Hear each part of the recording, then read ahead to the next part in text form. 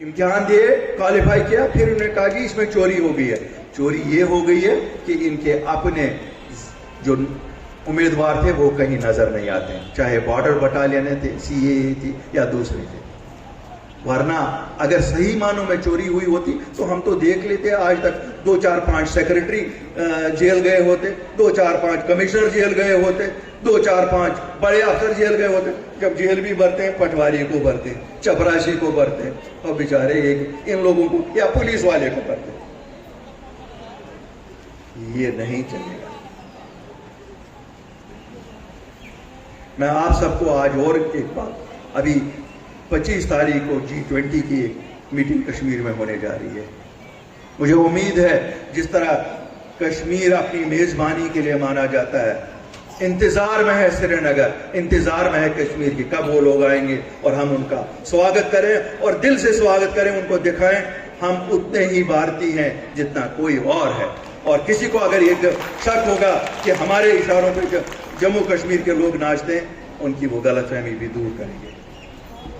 اور اگر کبھی جموں کی طرف G20 والے کوئی بھی انہوں نے یہاں میٹنگ کی, میری آپ سے بھی بینتی ہوگی کہ ان کا ایسا ریسپشن کریے تاکہ وہ یاد رکھیں کہ وہ اس ریاست میں آئے ہیں جو ڈوگروں کی ریاست تھی. بھلا آج انہوں نے اس ریاست کو موجود نہیں رکھا, کیا دشمنی تھی مجھے یہ پتا نہیں.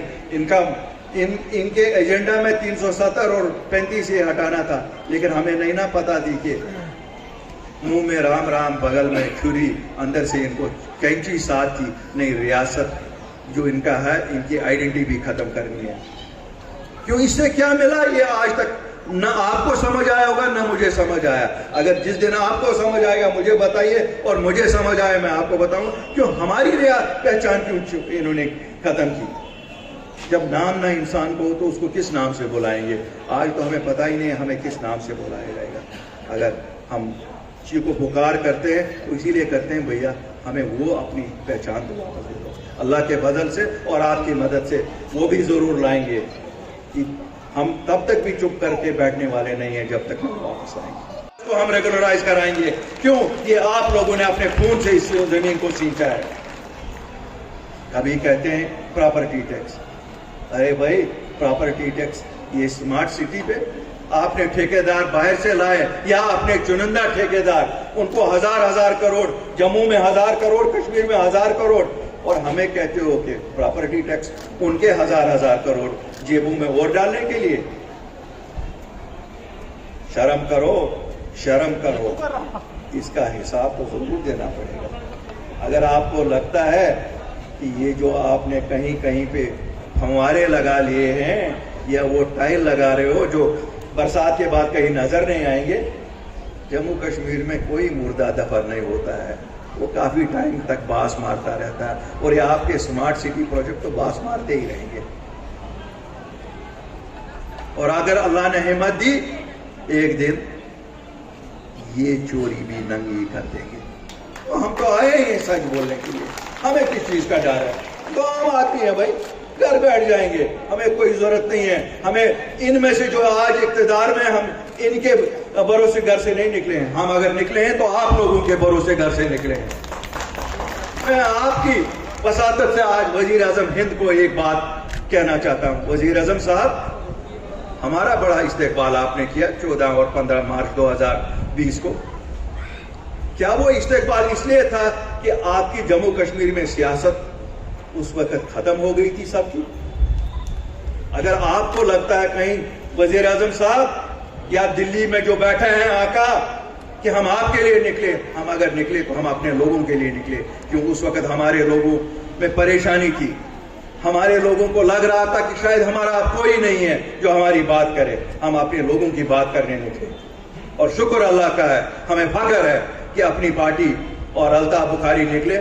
ہم نے کیا کیا جو آپ نے 5 اگست 2019 کو بڑے شاطرانہ طور پہ ہم سے چھین لیا تھا, 370 اور 35 سے جو ہمارے لوگوں کو اس میں حق ملتا تھا. ایک ملتا تھا کہ نوکریاں ہماری اپنے بچوں کے لیے, ہم نے وہ نوکریاں آپ سے مل کے بحال کروائی, جموں کشمیر کے لوگوں کے لیے ریزرو کروائی. میں آپ لوگوں کو مبارکباد اس کے لیے دیتا ہوں.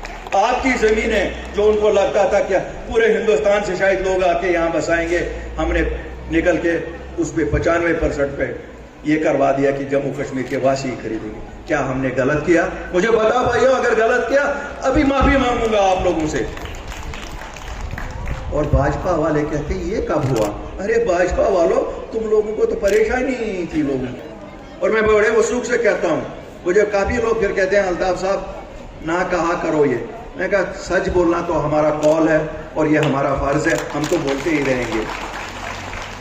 یہ جو مافیا باہر سے آئی ہے، ہمیں معلوم ہے اس کو پشت پناہی سرکار کی ہے. ہمیں یہ بھی معلوم ہے کچھ لوگوں کی سینٹر میں بیٹھ کے بھی ان کو پشت پناہی ہے. لیکن جب سچ بولنے کے لیے نکلے تو ہمیں ڈرنا کیا ہے؟ کس سے ڈرنا ہے؟ ڈرنا ایک اوپر والے اللہ سے، اور اپنے لوگوں کی بات کرتے ہی رہیں گے. میرے بھائیوں، آپ نے 72 سال سے مختلف جماعتوں کو دیکھا. آپ نے نیشنل کانفرنس کو دیکھا، آپ نے پی ڈی پی کو دیکھا، کانگریس کو دیکھا، بھاجپا کو دیکھا.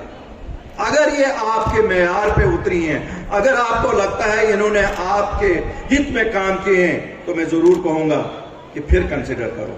لیکن ہم سب کو معلوم ہے انہوں نے ہمارے لیے تباہی کی. کشمیر میں اگر اگرواد اٹھا تو اس کے لیے کانگریس اور نیشنل کانفرنس ڈائریکٹلی ذمہ وار تھی. اور اگر آج بھی اگرواد کہیں سر اپنا کھڑا کر رہا ہے، جو اس وقت کی سرکار ہے، یہ ذمہ واری ان کے سر پہ جائے گی. کوئی اپنے سر سے یہ ذمہ واری اتار نہیں سکتا ہے. کیوں؟ عام جموں کشمیر کے ناگرکوں کا اس سے کوئی لینا دینا نہیں. ہم لوگ امن پسند ہیں، شانتی پسند ہے. ہمیں کبھی انہوں نے بانٹا آٹونومی کے نام پہ، کبھی انہوں نے بانٹا سیلف رول کے نام پہ. لیکن جموں اینڈ کشمیر اپنی پارٹی کا وجود آیا ہے کہ دونوں خطوں کے سانجھے مسئلے ہیں. جموں اینڈ کشمیر اپنی پارٹی کا وجود ہی اسی لیے آیا کہ جموں کی جو ڈیمانڈز ہیں وہ ہیں کہ ہمارے بچوں کی نوکریاں ہمارے لے رہے ہیں، ہماری زمینیں ہمارے لے رہے ہیں، ہماری اسٹیٹ ہوڈ واپس آئے. یہ کشمیری چاہتا ہے. تو جب دونوں کے مسئلے سانجھے ہیں تو حل بھی تو سانجھے ہیں. ہم وہ جماعت نہیں ہیں جیسے ابھی منجیت سنگھ جی کہہ رہے تھے، ذوالفقار صاحب نے کہا کہ سری نگر میں ایک بات کہیں گے اور جموں میں دوسری بات کہیں گے، دلی میں تیسری بات کہیں گے. اللہ کے فضل سے اور آپ کی مدد سے سچ کو ہمیشہ سچ کی طرح ہی بولیں گے.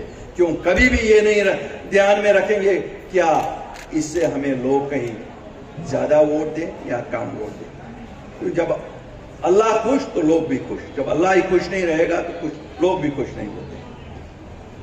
ہمیں سوچنا پڑے گا کیا ہم ان جماعتوں کو، ماروثی جماعتوں کو، خاندانی جماعتوں کو پھر آگے چلنے دیں.